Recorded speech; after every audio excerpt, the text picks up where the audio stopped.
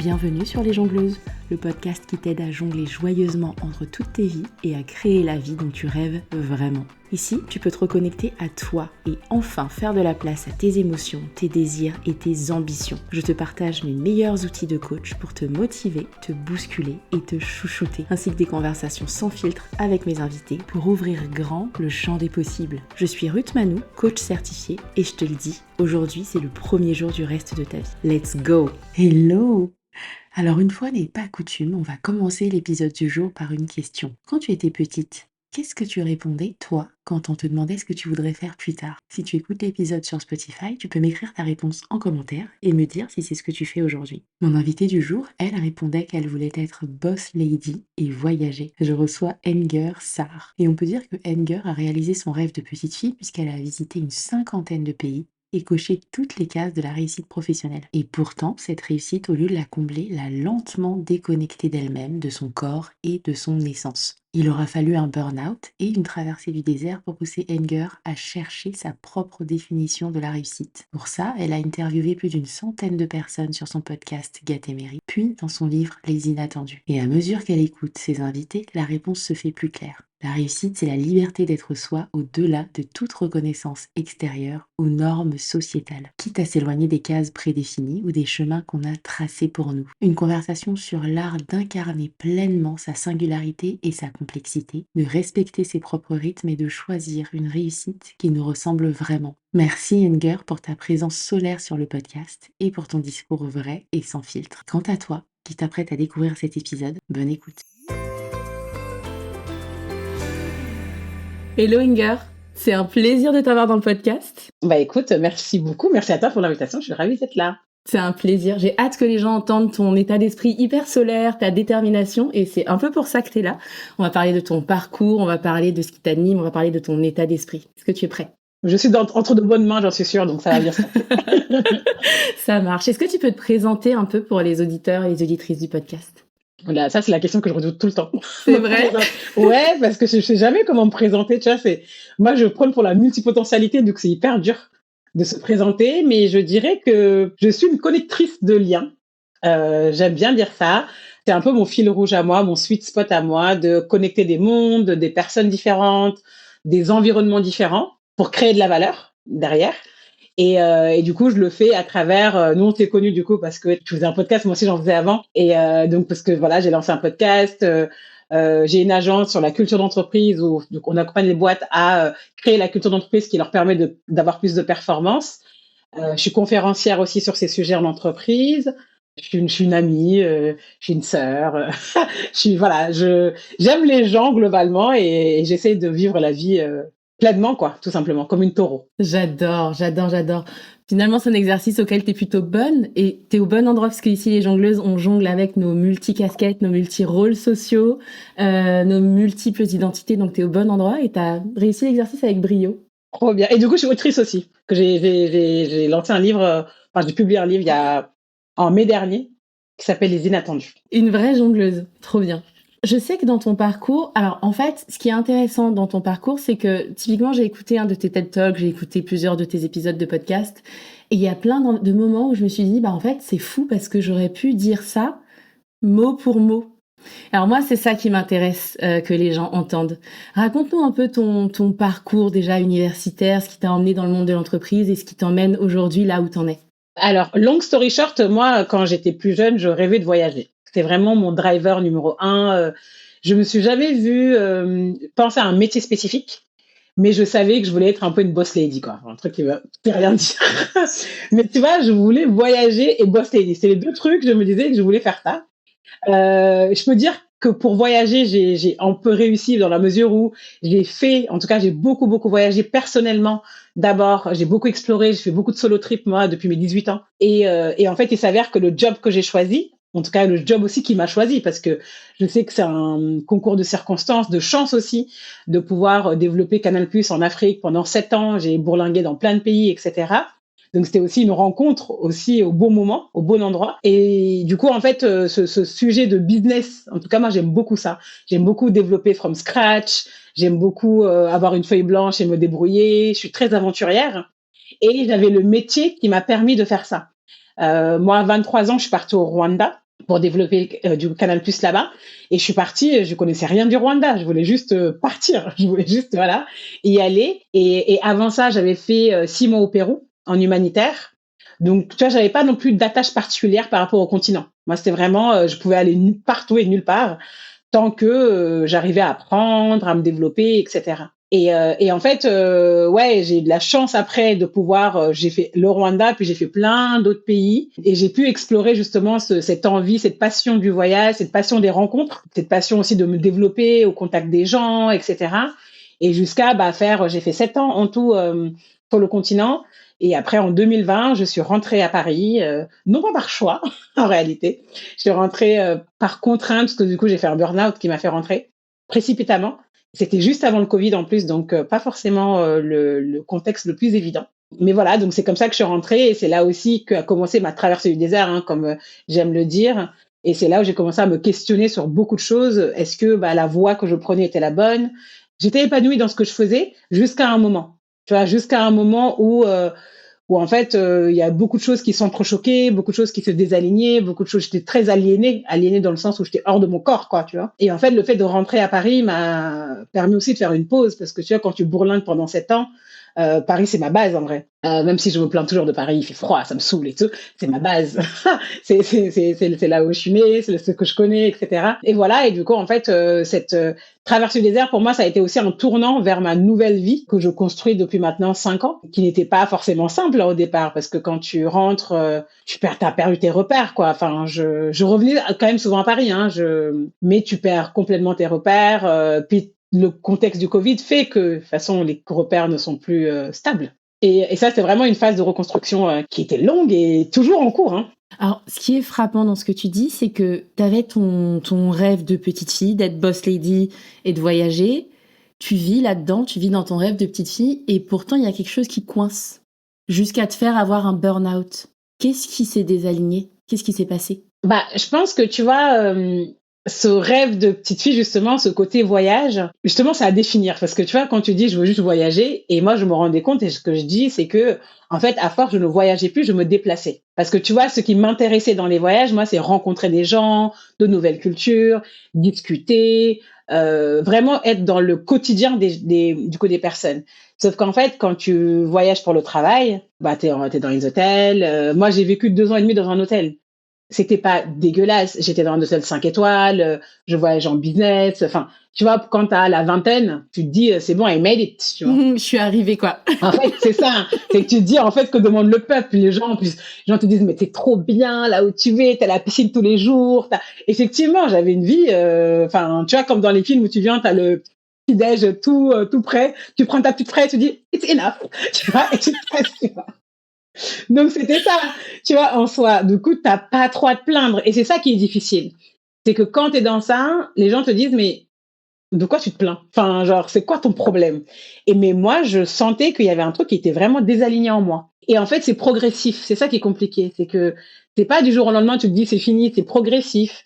Là, t'as la flemme, puisque tu voyais que ce que tu faisais avant qui t'animait, maintenant, ça t'anime plus que ça. Enfin, et moi, je suis arrivée à un point où, en fait, je n'avais plus conscience de mon corps. C'est-à-dire que moi, je perdais mes cheveux, j'avais de l'eczéma, j'avais des crises d'angoisse, etc. Mais je me disais, oh, c'est pas grave, demain, on repart en 40, tu vois. Et ça, c'était mon côté un peu buté, un peu têtu, un peu, ouais, déconnecté à mon corps, quoi, tout simplement. Et ce que j'ai appris, ce que j'ai réappris à faire, enfin, même que j'ai appris, je sais même pas si je savais le faire avant. Je sais même pas si je savais le faire avant. Mais en tout cas, j'étais complètement, quand tout à l'heure, je parlais de désalignement, c'est ça, c'est que ouais, j'étais hors de mon corps, quoi. Ok, donc sur le papier, tout va bien, t'as coché les cases, t'as fait la bonne école, t'es dans une super boîte, tout va bien, mais ton corps et presque ton âme sont en train d'étouffer et tu t'en rends pas compte, en fait. C'est ça, en fait, tu t'en rends pas compte. Et moi, c'est vraiment a posteriori, je me suis dit, mais en fait, là, ça allait pas du tout, en fait. Comment j'ai pu? Tu vois, comment j'ai pu? Et ce qui est drôle, c'est qu'en fait, j'en parle toujours à mes amis, ma psy, etc. Je leur dis, mais en fait, de base, je pense que je suis une personne et la société m'a façonné à être une autre personne. Je me suis adaptée. Mais au fond, non, au fond, moi, j'aime la lenteur, j'ai un côté très artistique, que, en fait, j'ai étouffé pendant très longtemps. Quand bien même j'adore le business, tu vois, j'adore la perf, j'adore créer des trucs, j'adore ça. Ce qui fait que pendant un long moment, j'ai eu du mal à concilier les deux. Parce que tu vois, tu as toujours la pensée binaire, tu dis en fait, tu es analytique ou tu es artiste. Je vais pas être les deux, tu vois, en gros. Et ça me, enfin, dans plein de trucs, tu vois, et tu le sais mieux que moi, on a des identités plurielles, on a des multifacettes, on a plein d'influences. Du coup, c'est d'autant plus dur, en fait, de déterminer sa singularité, de savoir, en fait, qu'est-ce qui te fait toi et qu'est-ce qui te nourrit toi. Et t'as pas besoin de te fondre dans un moule prédéfini par la société pour exister. Et je trouve que c'est très difficile, ça. Bah, dans les sociétés dans lesquelles on vit, quoi. On doit être hyper, t'es ci ou t'es ça. Tu peux pas être ça, mais ça en même temps. Et du coup, moi, je suis hyper ambitieuse. Du coup, je me dis, moi, je veux tout. Je veux tout. Et c'est pas forcément évident. Ouais, et puis en plus, t'as ce truc. En fait, quand je t'écoutais, ça me faisait penser, tu sais, à cette histoire de grenouille que tu mets Dans l'eau dans tiède. l'eau, voilà, et que tu augmentes le volume petit à petit. Elle se dit, mais attends, il y a un truc qui va pas, ça chauffe. T'as tes copines grenouilles autour de la casserole qui disent, mais non, ça va, t'es bien là, il fait chaud, t'es bien. Donc en fait, toi, tu sens que ça va pas. Et c'est génial ce que tu dis parce que tu en parles comme d'un passé, finalement. Tu dis, j'étais comme ça, donc on comprend qu'il y a une reconstruction et j'ai trop hâte d'en parler. Mais j'ai juste envie de comprendre à ce moment-là, comment est-ce que tu as vécu ce truc de non, il y a un truc qui va pas et ton entourage te renvoie autre chose. Comment tu l'as vécu ça? Ça, c'est hyper dur. Je sais pas comment le. Parce que en fait, et c'est d'autant plus dur que moi, j'ai vachement apprivoisé ma vulnérabilité. C'est quelque chose que je travaille beaucoup. Et donc, quand de base, t'es pas forcément vulnérable et que tu prends ton courage à 4500 mains pour dire, hey, en fait, les gars, ça ne va pas. Et qu'on te dise, oh, mais toi, tu gères tout le temps, ça va aller, tu te tapes sur l'épaule, là, c'est chaud. Tu vois. Et franchement, ça, c'est dans le monde de l'entreprise. Les amis, la famille, je les mets tous sur le même pied d'égalité, tu vois. Et ça, c'est pas forcément facile, surtout quand moi, j'ai une personnalité assez vive, assez dynamique, assez solaire, etc. Et bah, quand ça va pas bien et que tu me dis, les gens vont me dire, ah, mais toi, tu vas gérer. Et c'est là, en fait, non, les gars, là, ça va pas, en fait. T'as ce versant-là, après, ça peut aller beaucoup plus loin sur le côté strong black woman, tu vois, en mode, vous, ça va aller, vous gérez. Je suis en mode, non, mais en fait, moi, je suis faible. T'es Là, ça va solaire, t'es radieuse. Non, en fait, là, non, non, en fait, là, ça pas va pas trop. là. Et en fait, c'est hyper dur parce que enfin, sur mon visage, moi, je vais hyper fatiguée. Ça va pas forcément se voir sur mon visage, tu vois. Mais je suis fatiguée, je dis aux gens, mais je suis KO. Ma mère elle me dit à chaque fois, toute ta vie, t'es KO. Je suis toujours KO, je suis toujours fatiguée. Mais ça se voit pas, tu vois. Là, tu vois, on a commencé le cours, je t'ai dit, je suis grave fatiguée. Mais voilà, quand je suis avec les gens, j'ai beaucoup de dynamisme et tout. Et tu vois, c'est un truc d'ailleurs que j'ai appris sur le côté introversion et extraversion, tu vois. Moi, je suis une fausse extravertie. Ça se voit pas parce que je suis hyper vive. Les gens me disent, mais toi, tu as trop aimé les gens. Mais en fait, non, moi, les gens, je fais une conf, après, je dors, tu vois. Recharge le sol, quoi. Ça se voit pas. Et c'est toujours ça le problème quand les gens, ils ne croient que ce qu'ils perçoivent de toi. Et c'est hyper difficile de leur dire, mais en fait, non, non, non, en fait, j'aime pas, je suis pas comme ça, je suis autrement. Et ils ont du mal à le croire, mais ouais, non, non, cette partie-là a été très difficile pour moi. C'est quand j'ai craqué complètement que je me dis, ah, mais ok, on savait pas, en fait. Ça a été quoi le déclencheur qui a fait que t'as craqué complètement? Un malaise. Ouais, c'est vraiment moi, enfin, si c'était pas ça, j'aurais continué encore. Tu vois, c'est ça le pire. J'aurais continué. Et puis, je pense que le contexte du confinement, pardon, a exacerbé quand même les choses. Parce que, tu vois, t'es quand même toute seule. Moi, j'avais en plus des amis autour de moi qui avaient perdu leurs parents du Covid. Du coup, c'était quand même très, très, très, très, très, il y avait une accumulation de choses qui faisait, en fait, je m'enfonçais de plus en plus, quoi. Et après, heureusement, j'ai un bon suivi psychologique de la part des médecins. Et puis après est venue l'idée du podcast, heureusement, et qui m'a littéralement sauvée. Je le dis à chaque fois, je remercierai jamais assez à la fois les invités du podcast comme les auditeurs. Donc moi, ça a été salvateur. Ouais, ça a été salvateur. Ouais, ça a été salvateur, dans la mesure où déjà tu te rends compte que t'es pas seul. T'es pas seul, tu te rends compte que des personnes que tu admires comprennent parfaitement ce que tu vis. Tu vois, te disent mais en fait, ouais, peut-être que moi j'ai pas eu de burn-out, j'ai pas eu de ça, mais il y a un moment donné, je me suis vachement questionnée, etc., etc. Ça aide énormément. Et juste d'avoir l'écho de personnes qui te disent bah en fait trop bien ton podcast, ça m'a trop aidé, etc. Moi j'ai adoré l'aventure et tu vois là j'ai l'arrêté, ça fait 8 mois, ça me manque trop. Tu vois, ça me manque trop, j'ai trop envie de reprendre, mais bon, faut que je me réorganise parce que c'est quand même du temps, tu le sais mieux que moi. Mais ouais, ça a été une aventure incroyable. Alors, dans quelle mesure est-ce que ça a été salvateur pour toi? Qu'est-ce que t'en as gardé aujourd'hui de ce podcast? En fait, ce podcast m'a juste moi permis de trouver ma voie, en fait. Hein. C'est tout bête, mais ce que j'ai dit en intro, ah oui, je suis une connectrice de liens, etc. En fait, sans le podcast, j'aurais jamais su ça, en réalité. Et moi, j'ai pris en plus le podcast. Le premier épisode, je l'ai fait en disant, bonjour, je ne sais, je cherche la définition de ma réussite. Je la cherche, je ne l'ai pas. Et je vais prendre mon micro pour aller interroger les gens pour savoir quelle est leur définition de la réussite et ça va m'inspirer. Donc en fait, c'était du building public en fait que j'ai fait avec du coup le podcast. Et le podcast m'a permis justement de redéfinir, enfin de définir ce qu'est la réussite pour moi, parce que je l'avais jamais défini. Je savais pas du tout ce que c'était. Et aussi, ça m'a permis juste de mieux me connaître, de savoir poser mes limites. Enfin franchement, j'ai tellement de personnalités différentes, de différents milieux, etc., que ça m'a vraiment permis de me recentrer au bon endroit, tu vois, personnellement. Et c'était hyper riche, quoi. Et puis les rencontres que j'ai fait, les auditeurs que j'ai rencontrés, enfin, tu sais pas, il y a tellement de choses que c'est vraiment. Et moi, je crois énormément au pouvoir des rencontres. Je le disais, c'est quelque chose auquel je crois sincèrement, enfin, les rencontres peuvent catalyser, changer une trajectoire complètement, tu vois. Et moi, franchement, ça a été le cas. Je dis pas qu'ils ont changé ma vie, mais quasiment, ouais.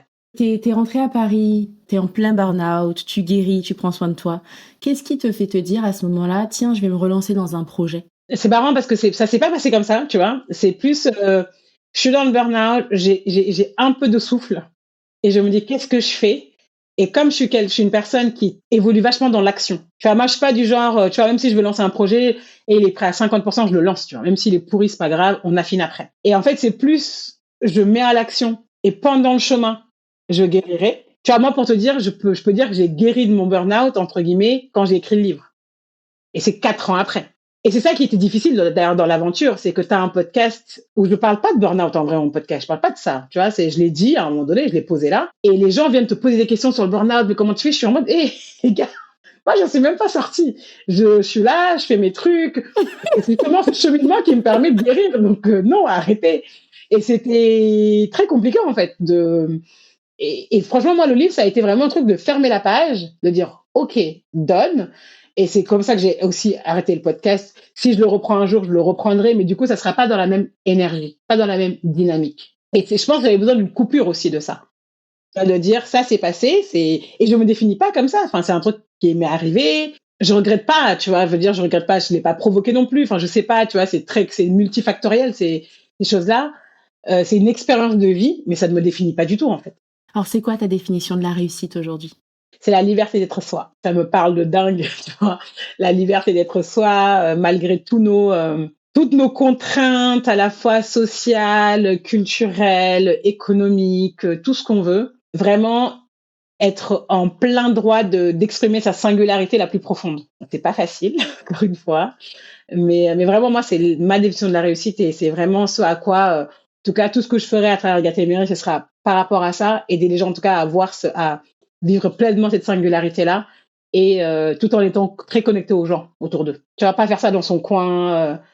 Justement, c'est les autres aussi qui nous aident enfin, en tout cas, moi, c'est les autres qui m'ont aidé aussi à définir ma singularité, que je ne voyais pas forcément. Complètement. Je trouve qu'on oublie souvent qu'en fait, on est vraiment des animaux sociaux et qu'on se construit dans le regard des autres. On se construit avec les expériences des autres, avec les retours d'expérience des autres. Et c'est complètement, c'est hyper fondateur en fait. Et en fait, on a l'impression que c'est complètement ce que tu as fait avec le podcast. Tu as sorti tes antennes, tu as testé plein de choses. Et effectivement, ton panel d'invités est hyper varié. Et à la fin, tu as dit, OK, je me pose, je laisse le truc se poser. Et qu'est-ce que j'en fais? Qu'est-ce que ça veut dire pour moi maintenant? C'est beau comme parcours. Voilà, merci. Les inattendus, c'est le titre de ton livre. Yes. Raconte-nous, pourquoi ce titre et qu'est-ce qu'il y a dedans? Alors, pourquoi ce titre? Bon, déjà, le livre est tiré du podcast, en fait, c'était la continuité. Le podcast traite, moi, je fais des conversations autour de la réussite pour comprendre le sens de la réussite. C'est pas tant est-ce que mes invités ont réussi ou non, c'est pas ça le sujet.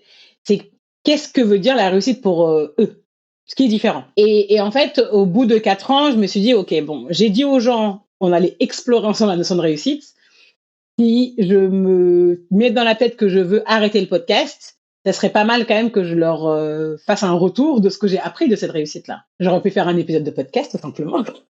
Mais je me suis chauffée à faire un livre, évidemment. Et bah, c'est pas simple, parce que du coup, enfin, voilà, moi, toujours, j'ai une idée, je la fais, mais après, je me dis, ah, mais c'était ça le plan. C'est pas ça. J'avais pas signé pour ça. Moi, je voulais juste faire un livre, en fait. Moi, je voulais juste faire un livre. Je croyais que c'était simple. En fait, c'était pas du tout simple. Et surtout, je m'étais donné une deadline de voilà, je l'ai écrit en 4 mois, tu vois. Du coup, c'était short. Mais voilà, on l'a fait.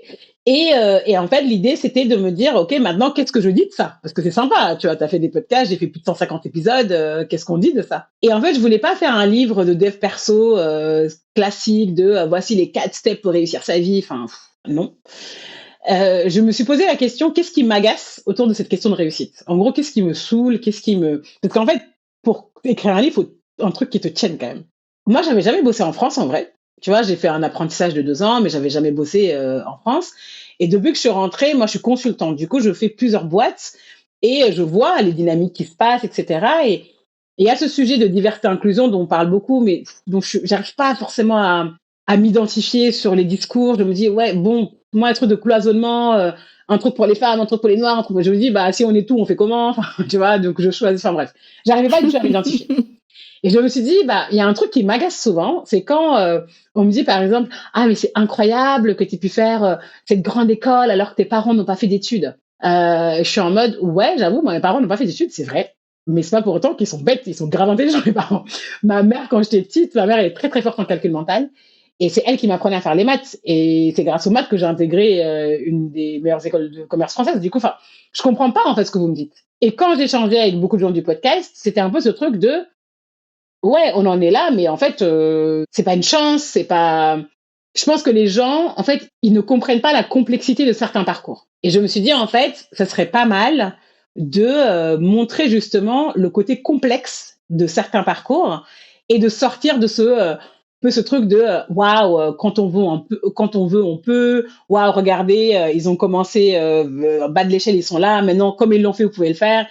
Et c'est des discours, moi, qui m'agacent en soi. Et en fait, je voulais faire un truc aussi original dans la mesure où j'ai pris, en fait, 32 profils du podcast qui sont arrivés là où on les attendait pas, mais arrivés là où on les attendait pas à la fois par la société, donc statistiquement parlant, là où on les attendait pas, mais aussi, ce sont des inattendus pour leur famille, parce que leur famille leur avait tracé un autre chemin qu'ils n'ont pas pris, mais aussi des attendus pour eux-mêmes, parce que eux-mêmes ne se pensaient pas du tout faire exercer le métier qu'ils font, être dans le milieu qu'ils sont, etc.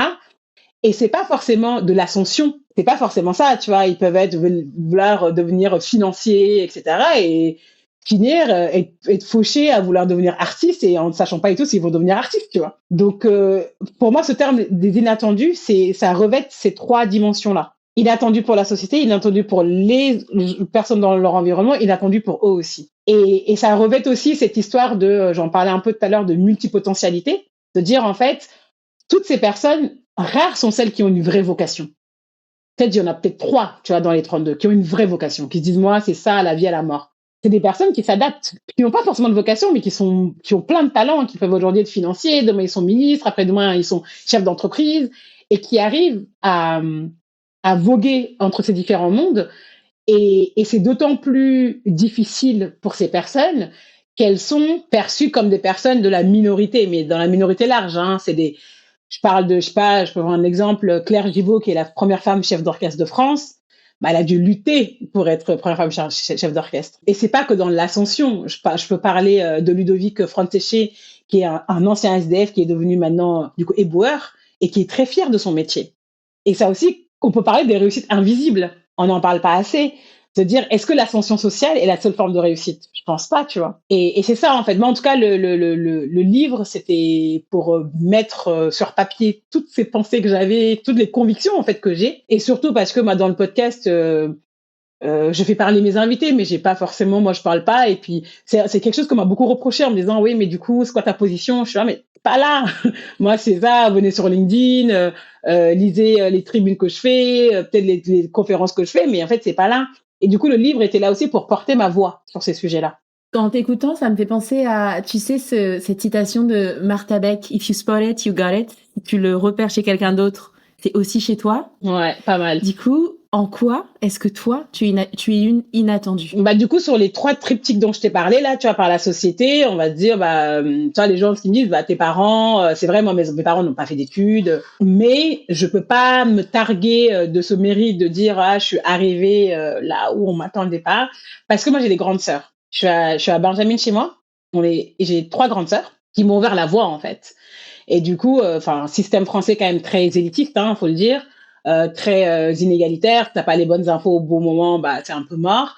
Et moi, j'avais les bonnes infos au bon moment. Tout s'est fait de manière assez linéaire.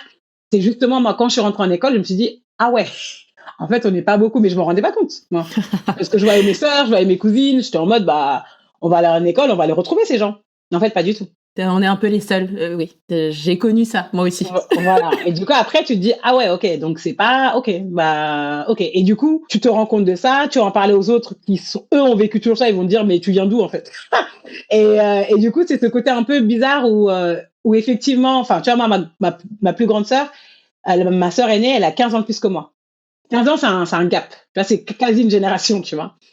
Et du coup, ça m'a permis, moi, d'avoir le retour d'expérience hyper tôt. Donc, pour ça, je peux dire, du coup, je suis une inattendue aux yeux de la société. Inattendue par rapport à mes parents. Enfin, après, je dis ça par rapport à mes parents, pas trop, parce que moi, mon père, il est venu en France en étant, du coup, ouvrier. Il a fini en ayant sa petite société, tu vois.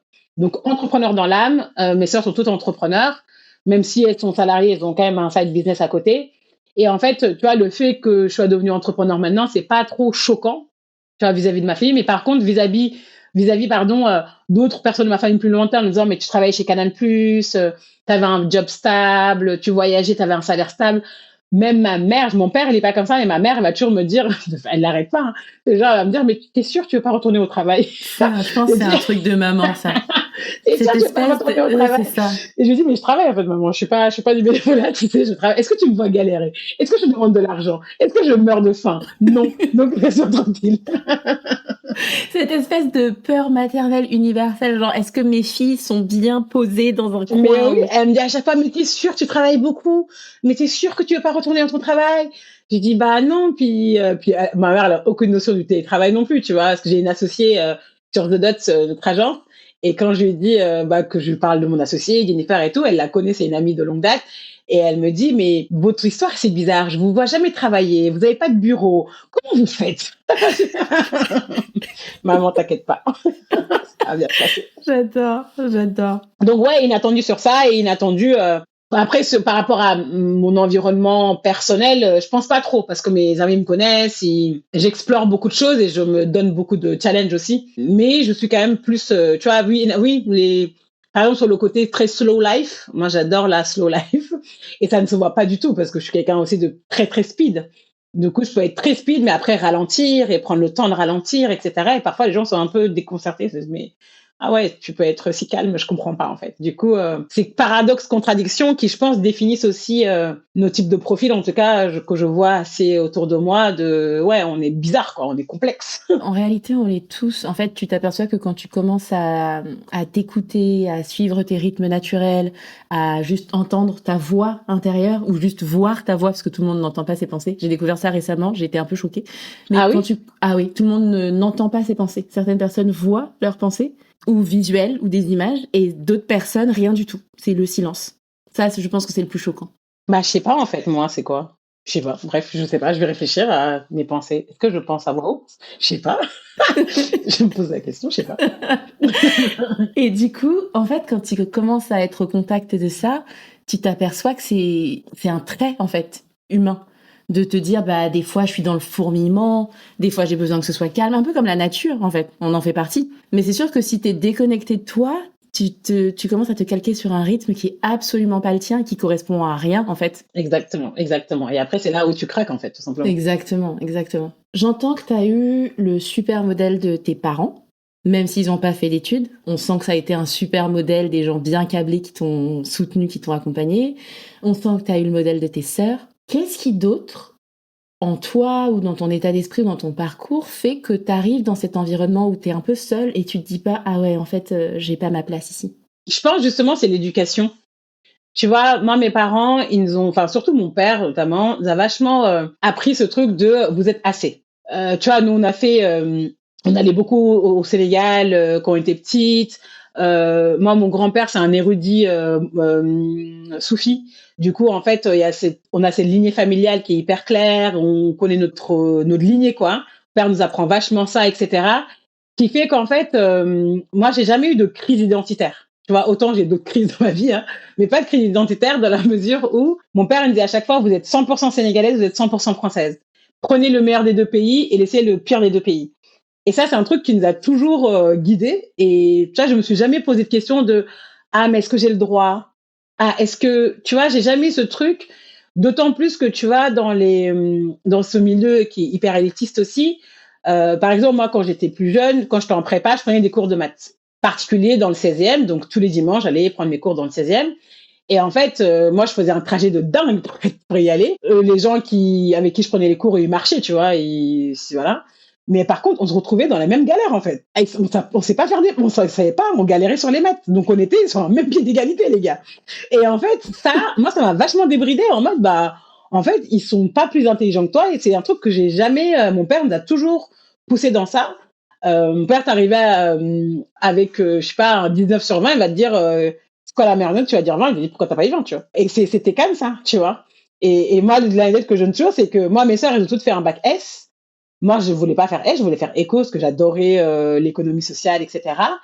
Et mon père ne m'a pas parlé pendant une semaine, parce que j'avais fait un bac, je voulais faire un bac éco. Et quand j'ai la mention très bien, il m'a dit, normal, t'as fait éco.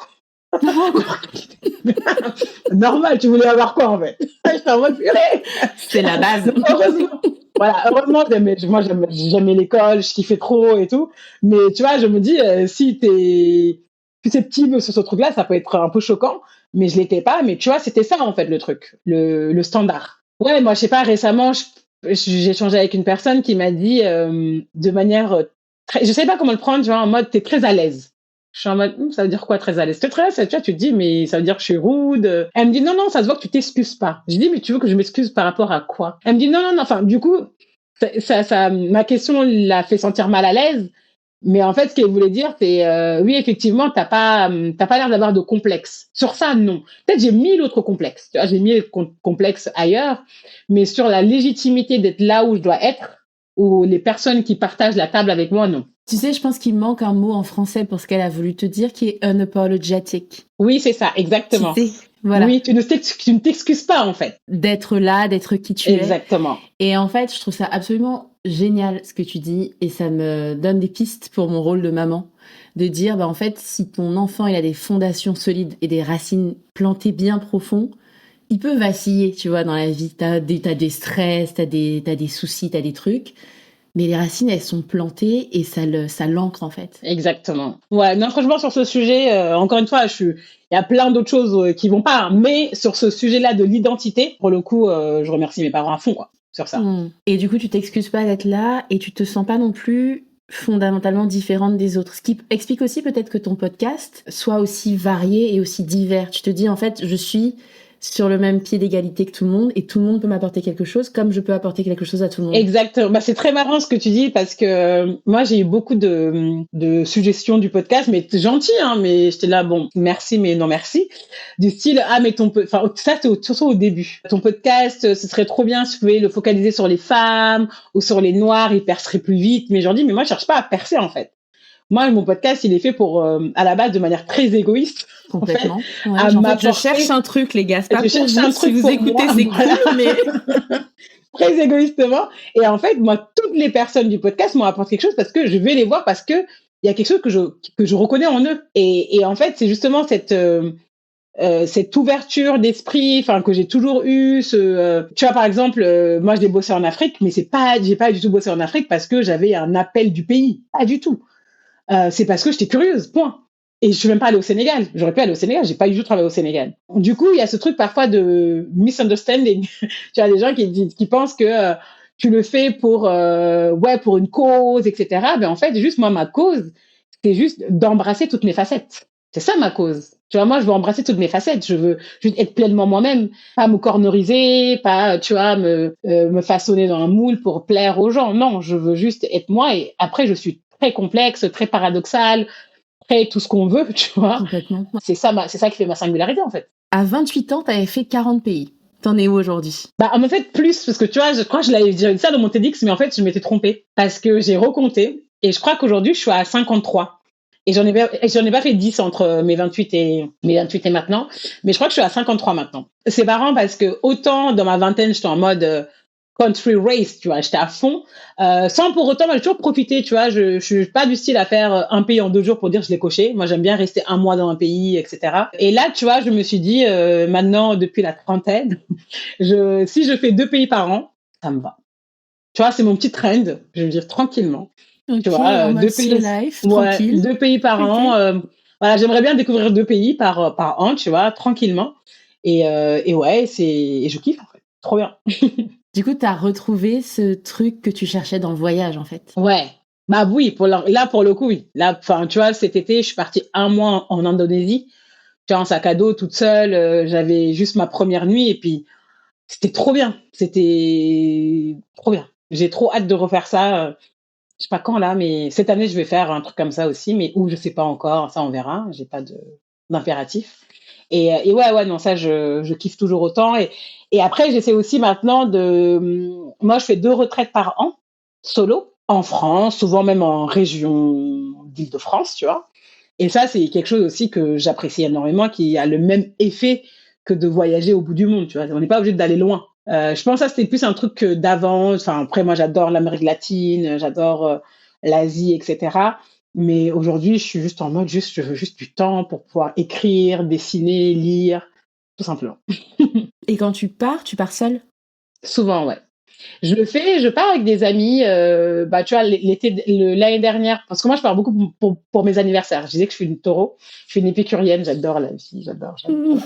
Et en fait, je pars souvent pour mes anniversaires en voyage. Et l'année dernière, enfin l'année 2023, j'étais partie en Namibie avec des amis. Ça faisait longtemps que j'avais pas fait un girls trip, tu vois. Et l'année d'avant, j'avais loué un domaine avec mes potes. Mais dans tout ça, il y a toujours un moment où je suis seule, par contre. J'ai besoin de ma solitude.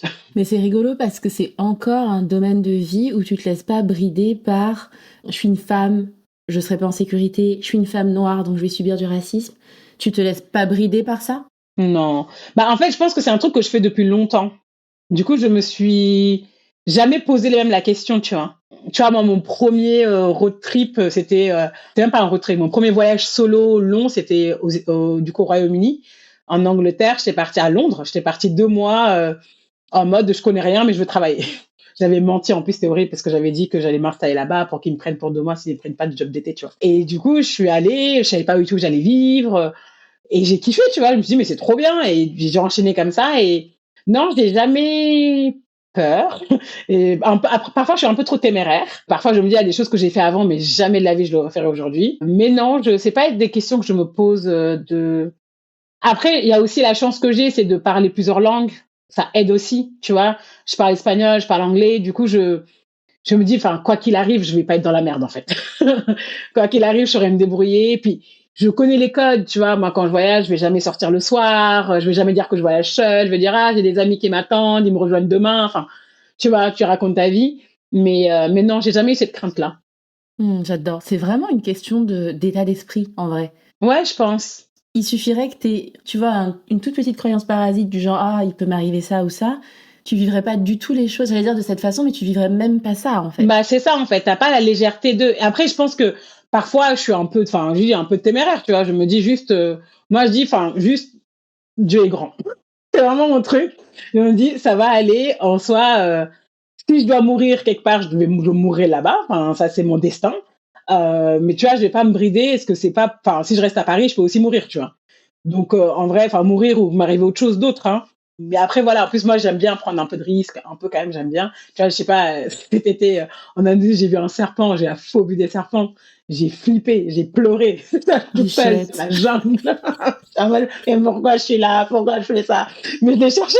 La mère, elle m'a dit, voilà, je t'avais dit, tu cherches trop. J'étais en mode, mais maman, arrête. Du coup, tu vois, je cherche aussi. Mais c'est moi, c'est comme ça que je suis, donc j'accepte, quoi. Et j'avance. J'adore, j'adore. Ungar, on a quand même l'impression que tu as trouvé ton sweet spot. Tu dis bien, hein, c'est un cheminement, c'est jamais terminé. La transformation est toujours en cours de téléchargement, mais on a l'impression que tu es sur le bon chemin. Qu'est-ce que tu vois à l'horizon? Oh, dur. Qu'est-ce que je vois à l'horizon de ce chemin? Écoute, moi, je vois de la sérénité. Tu vois, c'est mon mot de l'année cette année, sérénité. Je vois de la sérénité. Tu vois, je pense que quand tu es sur ton sweet spot, justement, je trouve qu'on a beaucoup de peur en général sur comment on va s'en sortir, est-ce qu'on va trouver notre voie, est-ce qu'on va trouver comment on va se nourrir, enfin, etc. Et en fait, moi, je trouve que quand tu trouves ton sweet spot, tu es un peu plus serein parce que tu n'es pas en mode, tu connais ton why, tu connais ton how, tu connais pas forcément ton what. Ton what, en tout cas, moi, je trouve que mon what, il est temporaire. Là, en ce moment, je fais ce que je fais, j'ai cette agence, etc. Dans peut-être 6 ans, je serai ailleurs. Et c'est OK. Mais par contre, mon why, mon sweet spot, il sera toujours là. Et c'est ça, en fait, qui m'intéresse, c'est ça qui me rend sereine. Où je me dis, bah, je pense qu'on est assez bien câblés chacun d'entre nous. Ce qui fait qu'en fait, je pense qu'il faut passer plus de temps à réfléchir à qui on est, ce qu'on veut faire, ce qu'on veut servir, etc. Et en fait, le what, ce qu'on va faire concrètement, viendra naturellement. Mais je trouve qu'on se focalise beaucoup sur le what, qu'est-ce que je dois faire maintenant, maintenant, maintenant, maintenant. Mais en fait, ça t'épuise. Ça t'épuise. Et du coup, ouais, moi, à l'horizon de ça, je vois de la sérénité, de la joie, de la simplicité. Tu vois, voilà, moi, j'ai pas besoin de beaucoup. Je suis très ambitieuse, par contre. Ça, je le dis toujours, et c'est vrai, je suis ambitieuse, j'ai besoin de thunes, je le dis, la moula, la flou, le flou, tout, j'ai besoin d'argent. On Mais est cet d'accord? argent-là me permet de vivre la vie douce que je veux. C'est juste un moyen, l'argent. C'est pas une finalité, je m'en fous de l'argent. Mais l'argent va me permettre de faire des choses, de faire plaisir à mes proches, de kiffer enfin, juste d'avoir une sweet life. De faire tes 2 voyages par an. Voilà. Trop, trop bien. Magnifique. Mais tu vois, ce que tu dis, c'est vraiment symptomatique des sociétés dans lesquelles on vit. Je vais même pas dire les sociétés occidentales parce que j'ai vraiment l'impression que c'est partout où on te pousse à te focaliser sur le faire. Ton travail, ce qui se voit, ce qui se compte. C'est même pas qu'on te pousse pas, c'est qu'on te donne même pas les outils pour te connecter avec ce qu'il y a à l'intérieur. Personne t'apprend ça. Moi, j'ai découvert ça dans ma trentaine aussi. Tu vois, et c'est ça qui m'a emmenée au coaching et tout ça, mais personne ne t'apprend ça. C'est hallucinant quand même. Non, personne t'apprend ça, que ce soit à l'école, que ce soit à l'éducation. Et en fait, justement, quand tu commences à questionner, c'est toi l'ovni. Tu C'est vois. ça. Tu me Ouais, dis, le mais qu'est-ce que tu fais? perché, Genre, ouais, c'est ça. reste dans ta ligne, en fait. Dévie pas trop.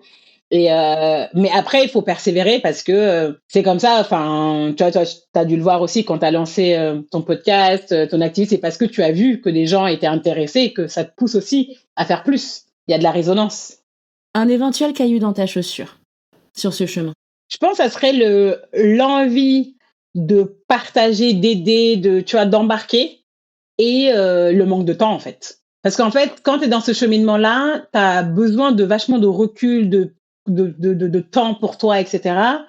En même temps, moi, j'ai une de mes valeurs cardinales, c'est le partage. Donc, tu vois, je suis toujours tiraillée entre ces deux-là, à me dire, mais OK, mais je peux donner, mais du coup, jusqu'à quel point? Jusqu'à quel point aussi je peux donner tout en monétisant pas? Et à quel moment je monétise? Enfin, tu vois, tu as tous ces questionnements-là. Et après, juste le temps, en fait, parce que moi, parfois, juste envie de rien faire, tout simplement, tu vois. Et je pense que ça, c'est un caillou dans la chaussure. Je pense que c'est le plus gros caillou. C'est pas tant financier, parce que tu vois, j'arrive en tout cas avec mon agence, en tout cas à faire un truc qui me plaît, en même temps qui me rémunère, etc. Mais je dirais plus le temps. J'en ai pas assez pour l'instant. Même si, justement, j'ai arrêté le podcast pour pouvoir réfléchir à tout ça. Ça me permet de bien réfléchir, de poser les choses, etc. Peut-être que je vais le reprendre. Mais avant de le reprendre, il faut que tout soit carré, quoi. Ouais, je comprends complètement. C'est le revers de la médaille du fait d'être ambitieuse et de tout vouloir aussi. Tu vois, c'est que t'as des... Et puis ça se voit en plus, comme tu disais, t'es vive, t'as des tonnes de projets à la seconde sans doute. Et du coup, mais pourquoi est-ce que ça se manifeste pas là alors que j'y pense en fait? Je te comprends complètement. Mais par contre, tu vois, quand tu dis, moi je veux tout, mais ce que j'ai compris maintenant, c'est que moi, mon mantra préféré, c'est choisir, ce n'est pas renoncer, c'est préférer. Et en fait, moi, je préfère des projets maintenant. Je me dis, ce moment-là, bah écoute, je ne renonce pas à ce projet, je le pose là, je fais d'abord celui-là, et peut-être dans X temps, je peux ressortir ce projet. Je renonce à rien. En revanche, je préfère par moment parce qu'en fait, je peux pas tout faire. J'adore. J'adore c'est une toute petite pirouette, mais c'est tellement puissant. Ouais, J'adore. franchement, c'est mon mantra de tous les jours. À chaque fois, je me dis, putain, je suis frustrée, je dois faire ci, je dois faire ça. Attends, pause. On va faire ça pendant 6 mois. Et on voit. Et si ça marche pas, on zappe, on prend autre chose. Mais tu vois, vraiment, de travailler par projet, ça aide énormément. J'adore. Ça te donne une vraie flexibilité mentale. Ouais. et tout en n'étant pas frustrée, en fait. Est-ce qu'il y a une question que je t'ai pas posée, un truc que tu aurais envie de partager avec l'auditoire avant de passer aux questions de la fin? Non, je sais pas. Non, j'ai pas de questions en tête. Donc, je suis plus dans la spontanéité. Ok. Alors, imagine que tu puisses envoyer un message vocal à un groupe de personnes sur Terre. Tu choisirais qui et tu leur dirais quoi? Un message d'encouragement, de motivation, de soutien. Qui est-ce que tu choisis et tu leur dis quoi? Bah, moi, je pense que je ferais un message à ma tribu. Ma tribu, moi, c'est mon groupe de soutien. Tu vois, c'est mes potes. Je trouve qu'on parle pas assez de l'amitié. Et moi, j'ai vraiment des amis en or, mais vraiment, vraiment, vraiment. Et je les aime trop. Et je pense que ouais, je ferais un message à mes potes en leur disant mais merci pour tout quoi. Mais vraiment, genre enfin, je pense être quelqu'un qui témoigne de l'affection à ses proches. Moi, j'aime beaucoup les quality time. Tu vois, je suis une pyjama girl party. Tu vois, j'adore faire des J'adore. pyjama party chez moi. J'adore faire ça. Et ouais, non, je clairement à mes potes. Tu vois, ma famille savent, mes potes peut-être savent pas trop, mais ouais, mes potes pour leur dire que je les aime trop. Oh, j'adore. Trop beau sentiment. Maintenant, imagine que tu puisses envoyer un message à toi-même dans le passé. Cette version de toi, elle a quel âge? Elle est dans quelle situation? Et qu'est-ce que tu lui dis? Je pense que quand j'étais enfin, plus petite, c'est juste aie confiance. C'est bête, hein, parce que je parais avoir confiance. Je pense que j'ai un peu confiance, mais j'ai plus confiance en mes actions qu'en moi-même. Ça, c'est quelque chose de très clair chez moi. Et moi, quand j'étais petite, je bégayais beaucoup. Ça se voit plus maintenant, mais j'ai bégayé jusqu'à même au lycée, hein, pour te dire, c'est pas si, enfin, lycée c'est quand même 20 ans. Hmm. Mon Dieu, Ouais, c'est ça fou. commence à... Ça Ça commence commence, à... ça commence. Quelle vie, c'est pas facile. Mais je bégayais, du coup, j'étais beaucoup dans le monde de l'esprit et pas. Tu vois, je pensais beaucoup. Moi, enfin, c'est pour ça que je suis une overthinker. Tu vois, je pense beaucoup, mais j'arrivais pas forcément à exprimer mes idées. Non pas qu'elles n'étaient pas claires, elles n'étaient pas bien articulées intellectuellement. Elles étaient très articulées intellectuellement, mais c'est juste vocalement, j'avais beaucoup plus de mal. Et ça m'a beaucoup mis dans le mutisme pendant longtemps. Et je pense qu'à cette époque-là, je pouvais perdre confiance en me disant, mais en fait, non pas que t'es pas plus intelligente que les autres, ça, j'ai jamais eu ça, mais toi aussi, tu as droit au chapitre. Toi aussi, tu peux exprimer ta voix. Et je pense que c'est pour ça aussi que l'expression est très importante pour moi aujourd'hui, que j'ai besoin de voice, tu vois, les choses, que ce soit à l'oral ou à l'écrit. Je pense que c'est lié à ça. Donc, je dirais à cette petite Edgar, don't worry, les choses vont bien se passer. Ouais, tu lui enverrais un de tes TED Talks ou ton podcast? Ouais, voilà. En mode, regarde, maintenant, tu fais des discours, tu parles, tu fais des contes. Ouais, carrément. J'adore, magnifique. La question de la fin, c'est pour une collection que je fais. Je trouve qu'on entend énormément parler de croyances limitantes. Et moi, j'ai envie que ça change. J'ai envie que les gens nourrissent plutôt leurs croyances soutenantes, les choses qui les animent, les choses qui les font avancer, les choses qui les tiennent debout. Tu nous en as partagé beaucoup des tiennes, de tes croyances soutenantes, mais si tu devais nous donner la plus puissante, celle qui te fait avancer quand tout se barre, qu'est-ce que tu nous dirais? Celle qui me vient là direct, parce que j'en ai parlé, c'est choisir ses préférés et pas renoncer. Parce que je suis beaucoup dans la dualité, toujours à me dire ça ou ça. Mais sinon, c'est une citation aussi d'Hélène Keller qui dit well-behaved women seldom make history. Et moi, celle-là, je l'aime trop, tu vois. D'ailleurs, elle est dans mon vision board, tu vois. Donc, les femmes trop sages, en gros, trop sages, ne font pas l'histoire, quoi. Et j'aime bien ça parce que c'est pas forcément une apologie à la rébellion, tu vois. On n'est pas là pour être rebelle, c'est pas ça le sujet. Mais c'est juste que s'il faut tordre les règles pour être soi, bah tordons-les, tu vois. Moi, c'est un peu ça. Tu vois, je me dis, voilà, il y a le conformisme, c'est pas pour moi. C'est pas pour autant que je vais chercher la confrontation pour la confrontation, ça m'intéresse pas non plus. Mais s'il faut, en tout cas, lever la voix, trouver une autre voix avec un E pour être au plus près de soi, bah je le ferai, quoi. J'adore. Merci beaucoup, Inger. C'était un plaisir d'échanger avec toi. Et j'ai hâte que cette conversation fasse son chemin jusqu'aux oreilles des auditeurs. Trop cool. Bah, merci à toi. Merci pour tes questions. C'était très chouette. Vraiment. Avec plaisir. Super. Merci d'avoir passé ce moment avec nous. J'espère que cette conversation avec Enger t'a rappelé une chose essentielle. Tu n'as pas à rentrer dans des cases pour réussir, ni à te couper de toi-même pour avancer.